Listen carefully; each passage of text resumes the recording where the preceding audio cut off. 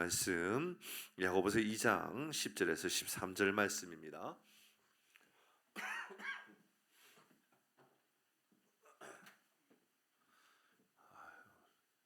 예배 전에 안 그래도 감기 가지고 제가 이 감기 때문에 스트레스인데 우리 부목사님이 선풍기를 틀어주려고 그래가지고 선풍기를 틀어준다 그러더라고요.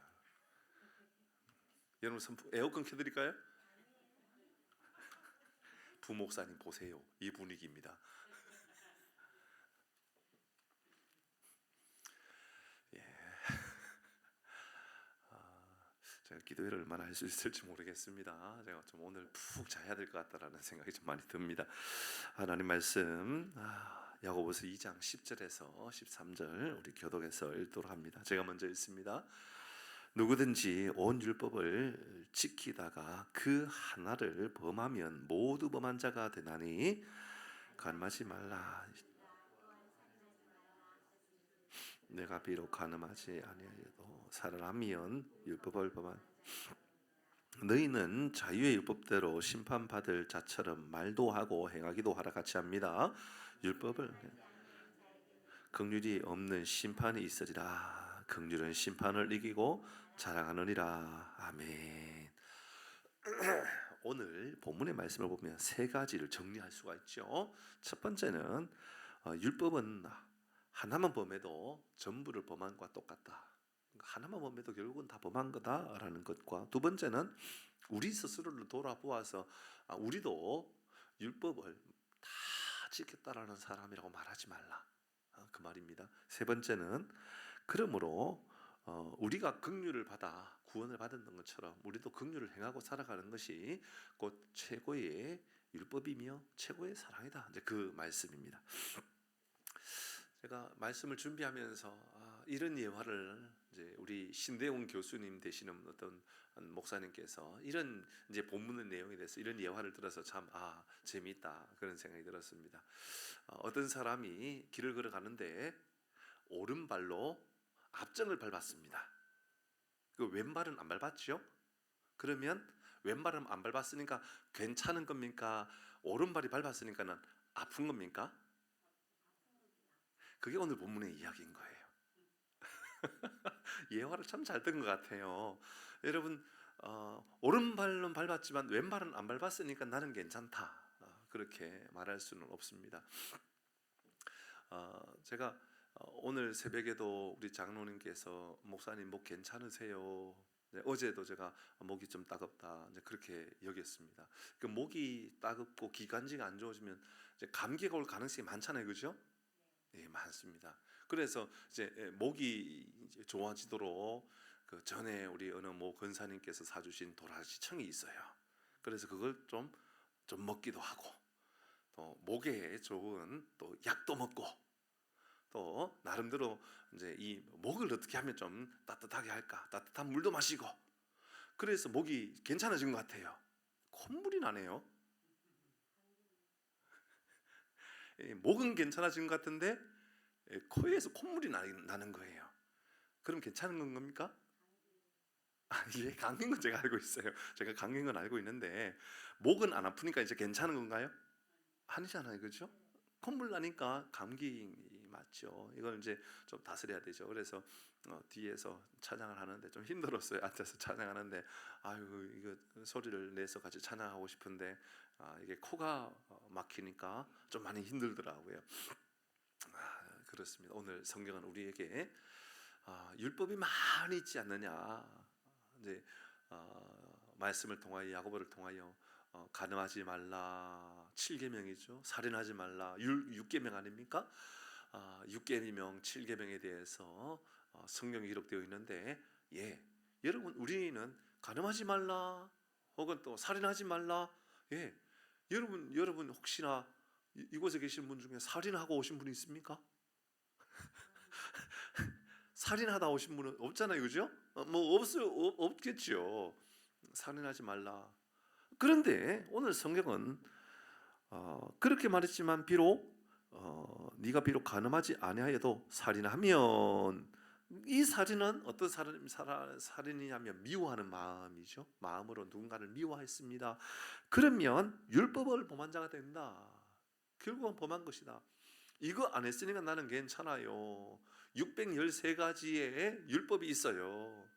신구 이 약의 성경의 모든 성경을 다 하나하나 따져 보면 성경은 우리에게 하지 말라가 365개, 해라 248개, 엄청나게 많은 하지 말라 하라는 말씀이 그렇게 많아요. 다 지킬 수 있나요?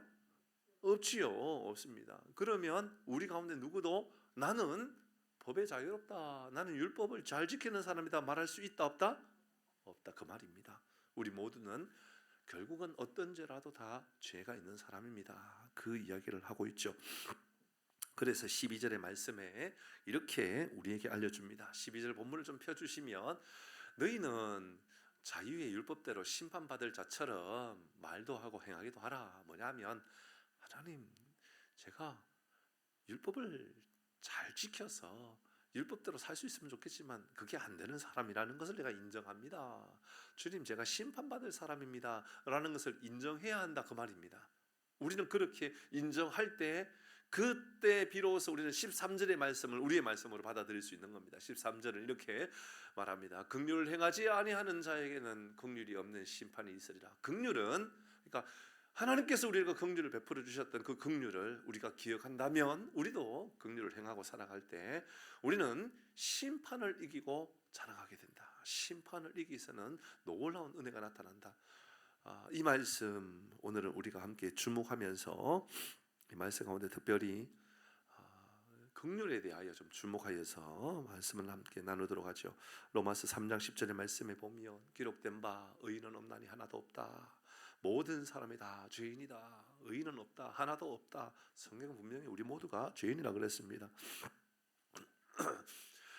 유럽 같은 나라를 우리는 흔히 이제 복지 천국과 같은 나라다 뭐 이런 얘기 많이 하지 않습니까? 복지 천국이라고 그러죠. 그런데 우리가 잘 알고 있는 것처럼 유럽이 복지 천국과 같은 나라가 될 수 있었던 것은 사실은 사회적 약자에 대해서 엄청난 배려와 엄청난 긍휼을 베풀어 주는 초점에서부터 시작되는 것이 사실이죠. 그러다 보니까 많이 가진 자들, 특별히 부자인 사람들에 대해서 많은 세금을 내는 것도 당연시 여기고 있습니다. 그래서 저는 우리나라에서도 그냥 생각 없이 마구 퍼주는 복지는 복지라고 생각하지 않습니다. 굉장히 위험한 겁니다. 그런 나라들이 여럿 있죠. 여러분 세계에요 굉장히 많은 나라들이 정치적인 이유로 퍼주기 하다가 망한 나라들이 굉장히 많아요. 뭐 우리는 남미의 아르헨티나 정도로 생각하지만 아르헨티나뿐만이 아닙니다. 사실은 이제 산유부국이라고 하는 나라들 중에 기름이 많이 나는 나라들, 그런 나라들이 기름을 많이 뽑아가지고 뭐 1년에 용돈을 국민들 한 사람 앞에 얼마씩 주고 결혼하면 집도 사주고 그런 나라가 있어요 실제로. 그러다가 전쟁이 나거나 어떤 문제가 생겨서 기름을 판매하는 판로가 딱 끊겨버리면 그때부터는 이제 거지가 되는 겁니다. 국민들은 일할 방법도 모르고요. 어느 정도로 심하냐면 어떤 나라는 가서 물고기 잡고 평생 살아가다가 국가에서 엄청난 부유한 국가가 돼가지고 국가에서 자꾸 돈을 주다 보니까 나중에는 국민의 70%가 비만에 빠졌고 국민의 70%가 당뇨에 걸려가지고 더 심각한 것은 그 70%가 아니라 국민의 대다수가 물고기를 잡고 살았는데 이미 수십 년 동안 국가에서 너무 그렇게 모든 백성들에게 다 퍼주다 보니까 물고기 잡는 법을 까먹었답니다. 모든 백성들이 고기 배를 타가지고 고기를 잡는 방법을 까먹었다는 거예요. 그래서 더 이상 국가에서 하는 수가 없어가지고 이제 국가 전 세계에 아주 유명한 그런 범죄 단체들, 그런 사람들을 몰래 숨겨주는 일들을 하는 나라가 돼버리는 이런 일도 일어나게 되죠. 그러니 이런 우리 복지를 이야기할 때는 그냥 마구 퍼주는 복지, 그냥 뭐 다 주는 것, 뭐 모든 사람들에게 다 그냥 공짜로 주는 것, 이게 좋은 것은 아닙니다. 이게 국가를 망하게 하는 지름길, 혹은 또 백성들, 국민으로부터 일할 수 있는 그러한 마음의 수고들을 빼앗아 버리는 이런 일들도 얼마나 많이 있는지 모른다라는 것을 우리는 기억해야 되죠. 그래서 유럽의 복지들의 특징들이 있다 그러면 골짜기와 같이 낮은 곳에 있는 사람들은 저 높은 산과 같이 높이 있는 그 산을 좀 깎아가지고 밑에 낮은 곳들, 골짜기 같은 것을 좀 메워주는 이런 복지를 하게 되죠. 그래서 국민들의 그 수준을 좀 비슷하게, 완전히 비슷하지는 않죠. 부유한 사람은 여전히 부유하죠. 그러나 그렇게 비슷하게 맞추려고 애를 쓰는 것이 맞습니다. 근데 이게 국민이 이제 이 후원이라고 하는 기부로 하는 것, 기부로 말미암아 이런 복지들이 감당이 되긴 어렵겠죠, 그렇죠?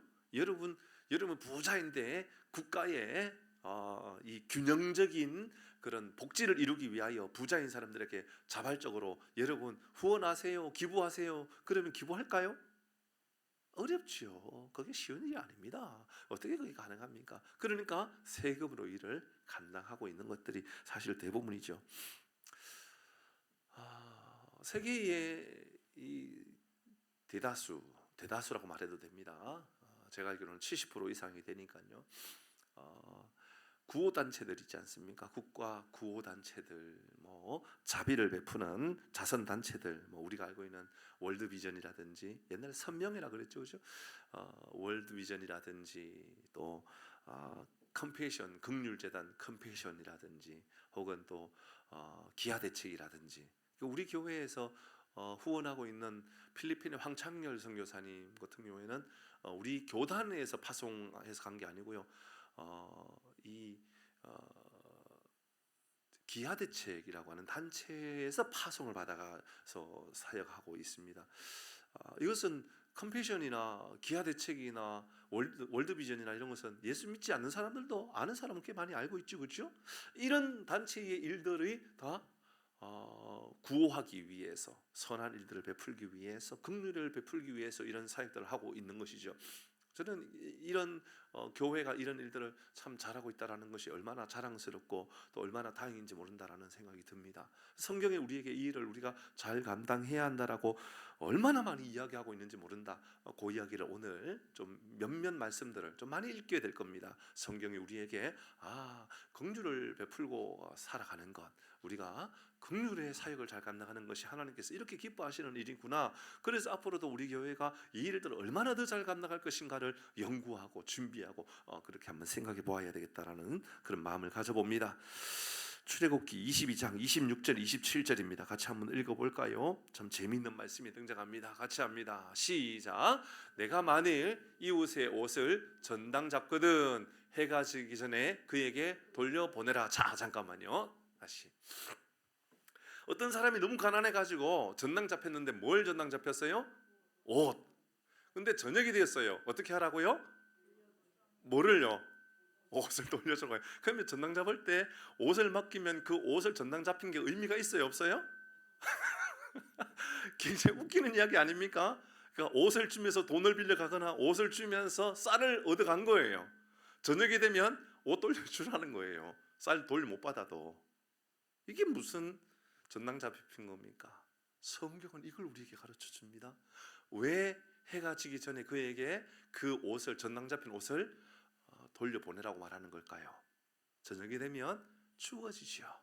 그러니까는 그 옷이 그 가난한 사람에게는 이불이 되기도 하는 거예요. 그거 듣고 자야 되는 사람일 수도 있는 거예요. 그래서 성경은 우리에게 말도 안 되는 방법으로 긍휼을 베풀라고 이야기하고 있는 거죠. 27절입니다. 시작. 그것이 유일한 옷이라. 그것이 그의 알몸을 가릴 옷인즉 그가 무엇을 입고 자겠느냐. 내가 내게 부르짖으면 나는 자비로운 자임이라. 하나님은 우리에게 그렇게 말씀하셨어요. 자비를 베풀고 살아가는 것이 우리에게 합당하다. 전당 잡힌 것이 아무런 의미가 없다 할지라도 하나님은 우리에게 긍휼을 베푸는 것이 우리 그리스도인에게 합당한 삶이다 라고 이야기합니다. 레위기 19장 2절입니다. 먼저 같이 한번 읽어볼까요? 2절입니다. 시작. 너는 이스라엘 자손의 온 회중에게 말하여 이르라. 너희는 거룩하라. 이는 나 여호와 너희 하나님이, 자, 하나님이 거룩합니다. 너희도 거룩해야 한다. 그럼 어떻게 거룩해야 되는가? 우리가 거룩하면 기도 잘하는 거, 말씀 많이 아는 거, 말씀 암송도 하고 훈련받고 또 윤리적으로 잘 사는 것, 그게 거룩입니까? 예, 그것도 뭐 일부분 거룩이라고 말할 수 있을지 모르겠습니다. 근데 성경은 우리에게 거룩에 대하여 9절 이렇게 말합니다. 같이 읽습니다. 시작. 너희가 너희 땅에서 곡식을 거둘 때에 너는 반 모퉁이까지 다 거두지 말고 내 떨어진 이삭도 줍지 말라. 야, 기가 막힙니다. 하나님은 우리에게, 농사 짓는 사람에게, 여러분 당시 농사 짓는 그 사람은 뭐 엄청 대단한 부유함일까요? 엄청나게 농사 짓는 그 사람이 부자일까요? 엄청나게 뭐 농사를 짓는 그런 사람일까요? 그렇지 않죠. 여러분, 우리도 밥을 먹을 때 이게 이제 식사를 할 때 밥그릇에 밥을 남겨놓으면 부모님이 뭐라고 그러죠? 이게 농사를 지으려 그러면 몇 번 손을 가야 되고 또 막 이런저런 잔소리를 하면서 깨끗하게 밥을 다 먹게 하고, 먹고 나서 혹시나 물까지 부어가지고 씻어서 또 마시게 하고. 옛날 그랬잖아요, 그죠? 우리 집만 그랬나요? 다 그랬잖아요, 그죠? 그래서 밥그릇에 밥 남겨놓으면 정말 저 사람은 아주 책망받을 사람인 것처럼, 그죠? 우리 문화가 그랬습니다. 정말 농사 짓는 사람에게 있어서 쌀1톤은 그렇게 중요합니다. 그러면 농사 짓는 그 사람이 농사를 짓다가 모퉁이에 있는 것, 그거 추수하고 싶을까요? 내버려 두고 싶을까요? 하시고 싶죠. 땅에 떨어진 건요, 주워야죠. 그런데 성령은 그거 줍지도 못하게 하고 모퉁이에 있는 것도 추수도 못하게 합니다. 우리가 알고 있는 것처럼 10절 이 말씀 때문에 그렇습니다. 같이 읽습니다. 시작. 내 포도원의 열매를 다 다시 말며 내 포도원에 떨어진 열매도 줍지 말고 가난한 사람과 거르면을 위하여 버려두라. 나는 너희 하나님. 하나님은 우리에게 이런 가난한 이들, 거류민들, 나그네들, 뭐 고아와 가부와 뭐 객과 레위인과 이런 이들을 위하여 내버려 두라고 성경은 누누이 이렇게 말하고 있습니다. 왜요? 긍휼이 하나님이심을 계속해서 강조하고 있는 것이죠. 하나님은 우리에게 긍휼이 많으신 하나님이라는 것을 말하고 있습니다. 이쯤 말하면 하나님께서 이렇게 말씀하시면 하나님이 그 긍휼을 베풀고 살아가는 그 사람 책임지실까요? 책임 안 지실까요? 당연히 책임지시죠. 그래서 성경은요, 얼마나 많은 말씀에서 하나님이 이런 삶을 살아가는 사람들에 대하여 책임져 주시는 그 하나님에 대해서 말씀하고 있는지 모릅니다. 마태복음 12장 7절의 말씀에도 보면 나는 자비를 원하고 제사를 원하지 아니한다. 세상에 무슨 이런 말씀이 어디 있습니까? 하나님께서 가장 기뻐하시는 예배보다도 자비를 행하고 살아가는 것을 더 기뻐한다. 오늘 새벽에도 우리가 그 말씀했습니다. 하나님께서 우리에게 가장 중요한 율법을 세우셨습니다. 가장 큰 율법을 세우셨습니다. 하나님을 사랑하는 겁니까? 이웃을 사랑하는 겁니까? 이해가 됩니까, 이 말씀이? 여러분, 우리는 우리 상식적으로 볼 때 가장 큰 율법, 세상에서 가장 큰 율법은 하나님을 사랑하는 것이라고 그렇게 배워왔을 것이고 또 그게 맞을 것처럼 생각했는데, 오늘 말씀 바로 앞에 있는 말씀에 보니까 하나님 우리에게 기뻐하시는 율법은, 가장 큰 율법은 하나님을 사랑하라, 그 말씀이 아니라 이웃을 사랑하라, 그렇게 말씀했습니다. 그럼 하나님을 사랑 안 해도 됩니까? 아니에요. 하나님을 사랑하면 그 사랑이 이웃을 사랑하는 것으로 그대로 나타나기 때문에 그렇습니다. 그래서 성경은 우리에게 이웃을 사랑하는 것을 제일 큰 율법이라고 갈라디아서의 말씀을 통하여 바울도 그렇게 말했고 오늘 야고보도 그렇게 말하고 있다, 그 말입니다. 마태복음 23장 23절입니다. 여러분, 이 말씀도 마음에 잘 새겨보시기를 바랍니다. 여러분, 성경이요, 우리에게 이 긍휼을 베풀고 살아가는 것을 이렇게까지 강조할 수 있나? 입니다. 같이 합니다. 시작. 화 있을전저 외식하는 서기관들과 바리새인들이여, 너희가 박하와 회향과 근처에 11조는 드리되. 자, 여기까지입니다. 11조는 드리되. 11조 누구에게 드린 거예요? 하나님께 드린 겁니다. 11조는 우리의 믿음의 고백입니다. 맞습니까? 맞습니다. 11조는 드리되, 그 다음입니다. 율법은 시작. 율법에 더 중한 바 정의와 긍휼과 믿음은 버렸도다. 그러나 이것도 행하고 저것도 버리지 말아야 할지니라. 여러분 11절은 드리는데 정의와 긍휼과 믿음은 버렸도다. 근데 그 앞부분에 나오는 단어 보세요. 더 중한 바 이렇게 말하고 있어요. 더 중한 바. 여러분 11절을 드릴 줄 안다면 그러면 이 말씀은 11절은 안 해도 되니까 긍휼과 자비와 믿음과 정의의 삶을 살아가면 된다 그 말입니까? 아니죠. 이 말은요 여러분 11절을 드리는 그 사람들에게 묻는 겁니다. 하나님을 사랑하냐? 믿음의 삶을 살아가고 있느냐? 그러면 우리의 삶을 이웃을 사랑하는 마음으로 그 마음을 넓혀봐라 라는 것을 강조하고 있는 겁니다. 정의와 긍휼과 믿음은 버렸도다. 종교적인 행위만 남아있는 그 신앙에 대하여 예수님께서 우리에게 알려주는 겁니다. 우리는 종교적인 행위를 남겨야 되는 사람이 아니라 하나님과 우리의 관계, 깊은 친밀감 가운데 거하여서 하나님께서 우리에게 기뻐하시는 일들을 행하고 살아가는 우리 모두가 되기를 주의 이름으로 축복합니다. 그래서 자칫 잘못하면 이 11절은요 제일 앞에 있는 이 단어와 연결되는 거예요. 외식하는 서기관들과 바리새인들이여 이들을 향하여 하는 말 아닙니까? 그러니까 11조는 들이되 긍휼을 베풀지 못하고 살아가는 그 사람들을 향하여서 외식하는 거다. 하나님 앞에 믿음 있는 것처럼 보이지만 세상 앞에서는 전혀 믿음 없는 것처럼 보이는 그 삶을 살아가고 있다. 그런 마음이 듭니다. 이 말씀을 묵상하는데요 최근에 이런저런 마음에 참 괴로운 마음이 많이 들어요. 제 마음 안에 하나님 우리 교회가 지금까지 잘해왔고 또 앞으로도 잘해갈 건데요 하나님 왜 이런 마음을 저에게 주십니까? 하나님 우리가 뭐 얼만큼 어디까지 더 해야 됩니까? 이 가을에 우리가 또 구제해야 되고 또 긍휼을 베풀고 더 사랑하게 될 건데 하나님 우리 얼마나 더 할까요? 이런 마음이 자꾸 드는 거예요. 좋은 마음인 줄 믿으시길 바랍니다. 하나님께서 주시는 좋은 마음이라고 저는 믿습니다.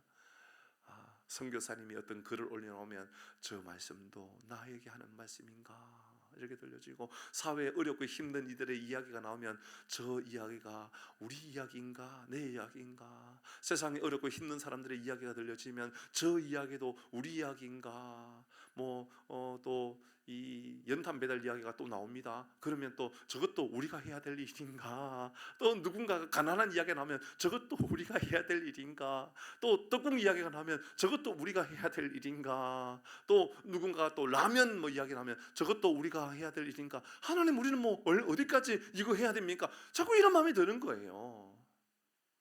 무질서하게 하는 것도 문제지만 이런 그런 마음을 하나님께서 주실 때 우리가 감당할 수 있는 은혜를 우리에게 허락해 주실 줄 믿습니다. 하나님 주실 겁니다. 하나님께서 너희가 먹이라 그럼 먹이면 되는 겁니다. 너희가 입혀라 너희가 입히면 되는 겁니다. 우리를 잘 감당하기 위하여 교회를 세워가면 우리 하나님께서 우리를 통하여 기뻐하실 것이고 여러분 모두도 우리가 바른 교회 좋은 교회의 그림을 그려가고 있는 것 아닌가 여러분 그렇게 우리 모두 확신할 수 있기를 바랍니다. 저는 그런 마음이 있습니다. 마태복음 25장의 말씀도 또 긍휼에 대한 이야기입니다. 25장 35절부터 40절까지 말씀인데요 조금 여러 절대지만 같이 읽도록 합니다. 제가 못 읽을 수도 있을 것 같아가지고 여러분에게 좀 읽어달라고 같이 읽자 하는 겁니다. 35절입니다 시작. 내가 줄일 때에 너희가 먹을 것을 주었고 목마를 때에 마시게 하였고 나그네 되었을 때 영접하였고 임금에 대한 이야기입니다. 36절 시작. 헐벗을 때에 옷을 입혔고 병들었을 때에 돌보았고 옥에 갇혔을 때에 와서 보았느니라. 37절 이에 의인들이 대답하여 이르되 예수 믿는 사람 하는 말입니다. 주여 우리가 어느 때에 주께서 줄이신 것을 보고 음식을 대접하였으며 목마른 것을 보고 마시게 하였나이까. 38절 어느 때에 나그네 된 것을 보고 영접하였으며 헐벗은 것을 보고 옷 입었나이까. 39절 시작. 어느 때에 병드신 것이나 옥에 갇힌 것을 보고 가서 배웠나이까 하니라. 40절 시작. 임금이 대답하여 이르시되 내가 진실로 너희에게 이르노니 너희가 여기 내 형제 중에 지극히 작은 자 하나에게 한 것이고 내게 한 것이니라 하시고 아멘. 아멘. 우리 예수님 우리에게 말씀하셔요. 그래 너희들이 그 일을 했지? 그건 내게 한 거야. 내게 한 거. 예수님에게 한 거야. 예수님께서 우리에게 이렇게 말씀하시는 겁니다. 예수님께서 모든 사람을 당신의 백성으로 삼고 계시는데, 당신이 하나님의 자녀로 삼고 계시는데 그들이 헐벗고 있는 거예요. 그러면 우리가 그들을 입히면 하나님께 우리가 대접하는 것이고 하나님을 섬기는 것이니 하나님께서 그대로 이 일을 받겠다라고 말씀하고 있는 겁니다. 얼마나 귀합니까? 그래서 잠언 19장 17절에 이렇게 말하지 않습니까? 시작. 가난한 자를 불쌍히 여기는 것은 여호와께 구워드리는 것이니 그의 선응을 그에게 갚아주시리라. 아멘, 아멘. 여러분, 하나님께 구워드리는 거라는 겁니다. 하나님께 드리는 겁니까? 구워드리는 겁니까? 구워드리는 것과 드리는 것 같아요? 달라요? 다르죠. 드리는 것은 그냥 드린 거예요. 구워드리는 것은요? 받아야 됩니다. 받아야 됩니다. 반드시 받아야 됩니다. 여러분, 부부관계에도요, 부부관계 속에서도요, 이런 빌려주는 게 있고 그냥 주는 게 있잖아요, 그죠? 있잖아요, 그죠? 며칠 전에 저희 집사람이 저한테 돈 달라고 며칠 전에 빌려준 돈 10,000원인가 뭘 달라고 그러더라고요. 10,000원인가 20,000원인가? 그래서 그 전에 내가 빌려준 돈 30,000원 내놔라 그랬어요. 그래서 우리 집사람 손해 본 거예요. 장로님 안 웃긴가 봐요, 하나도. 빌려주면 돌려받는 것을 원칙으로 하는 겁니다. 그렇죠? 사실은 제가 그때 빌려준 건 빌려준 게 아니에요. 그냥 준 거거든요. 근데 저한테 아니 빌려준 거 갚으라고 그래가지고 저도 준 거 갚으라고 그런 거죠. 그러면 안 됩니다. 저희 아내에게 묻는 겁니다. 그러면 안 됩니다. 여러분 보세요. 인간의 관계 속에서도요, 구워주는 것이 있고요, 그냥 드리는 것이 있단 말입니다. 근데 하나님 앞에 우리가, 여러분 잘 생각해 보십시오. 헌금 구워주는 겁니까? 드리는 겁니까? 근데 가난한 사람한테 주는 것은요, 구워주는 거라는 겁니다. 기가 막혀요. 세상에 이런 말이 어디 있습니까? 여러분 때로는요, 헌금할 때도요, 어떤 이들 그래요. 막 주머니에서 헌금 봉투 도는데 주머니에서 돈이 나왔는데 이 금빛 나는 색깔 돈이 나와. 그럼 다시 싹 넣잖아요. 그리고 다시 보고 배추 이파리, 왜 이런 게 나오지? 다시 넣다가 빨간 색깔 비슷한 색깔 나오면 야, 이거 헌금해야 되겠다. 드리는 것이요, 아까운 사람들이 있어요. 하나님께 드리는 것도요. 그래서 때로는 하나님께 드리는 것도, 파란 것 한 장 드리는 것도 어려운 사람도 있어요. 그렇지 않겠습니까? 형편에 따라 얼마에 드리는 것이 문제가 아니고 형편 따라 그럴 수도 있는 거예요. 누군가에게는 여러분 수표도 뭐 돈이 크게 안 보일 수도 있지만 어떤 사람에게는 1,000원짜리도 크게 보일 수도 있는 거 아닙니까? 그러니 우리가 그렇게 드리는 것을 잘 생각해 보면, 이곳에 계시는 분들, 적어도 여기 앉아 계시는 분들은 하나님께 드리는 것을 아깝다라고 생각하시는 분 계십니까? 대답을 못 할 겁니다. 그거 어떻게 대답합니까? 목사님, 저는요 아까워서 드릴 때도 힘들어요, 시험 들 때가 많아요 라고 말하는 사람 아무도 없을 겁니다. 그 정도의 믿음이 있으니까는 저녁에 기도까지도 하러 오고 그러지 않습니까? 그런데 사람들에게 주는 것을 생각해 보십시오. 어렵고 힘든 사람에게 주는 것을 생각할 때는 아깝다고 여길 때가 실제로 있을 겁니다.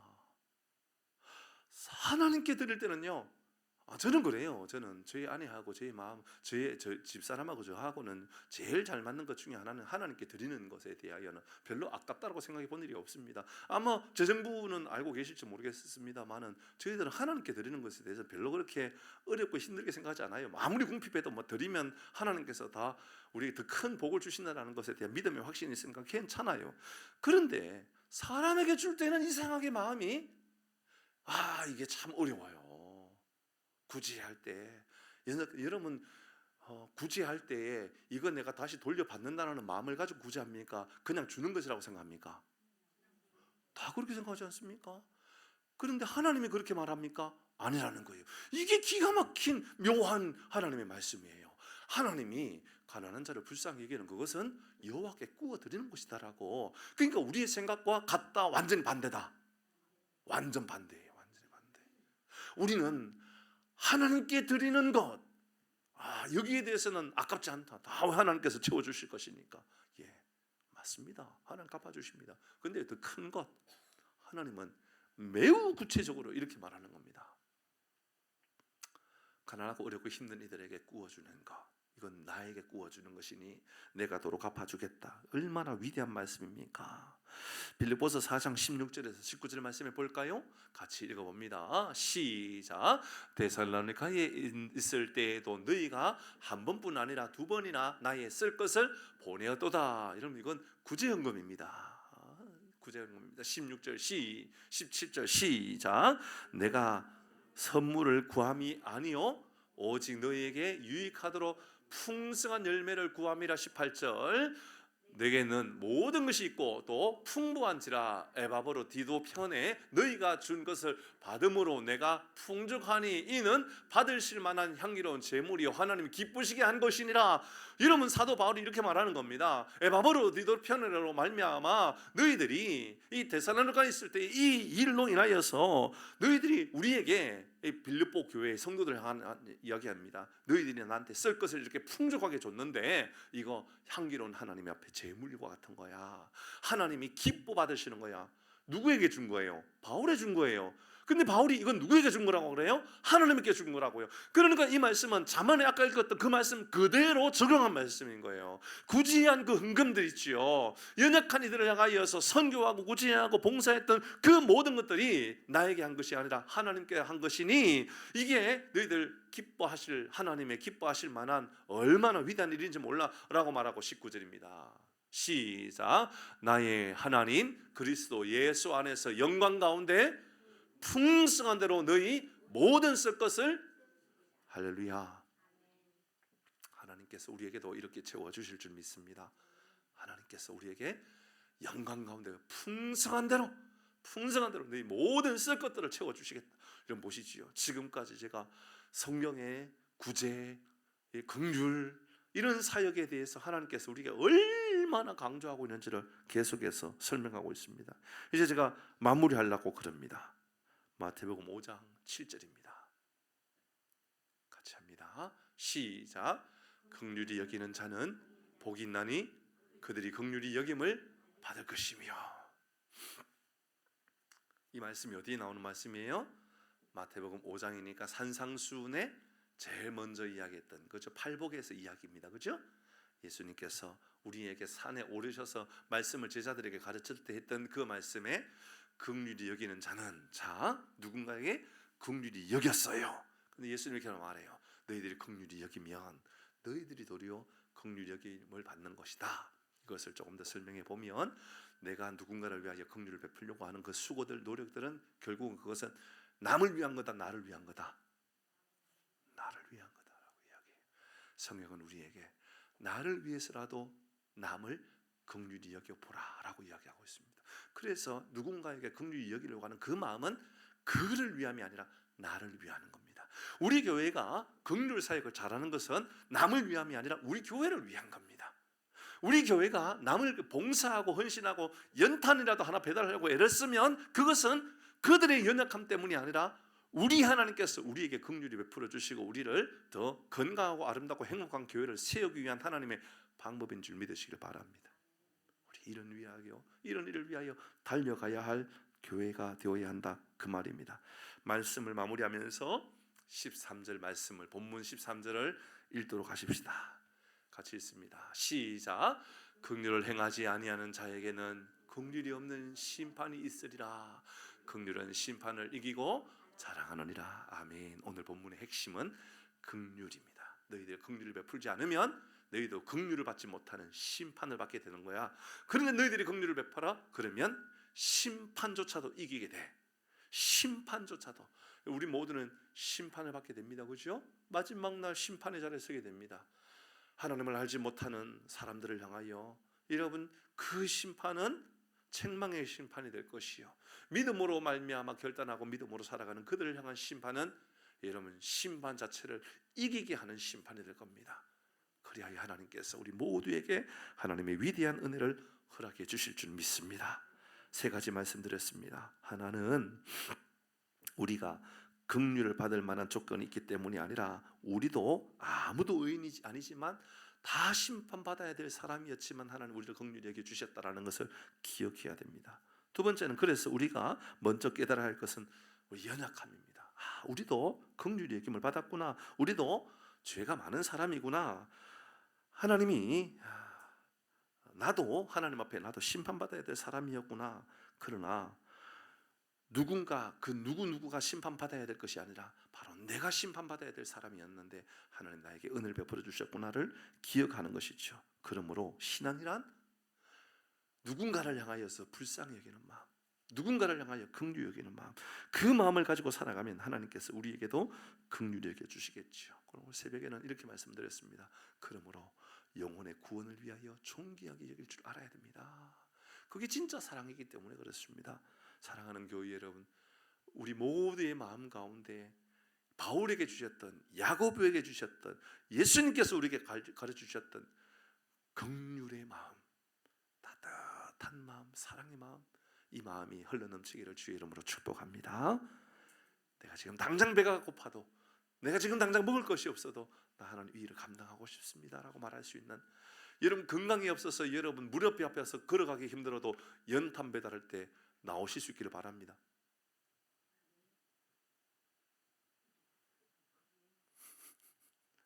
그렇게 했으면 좋겠습니다. 예, 같이 찬양하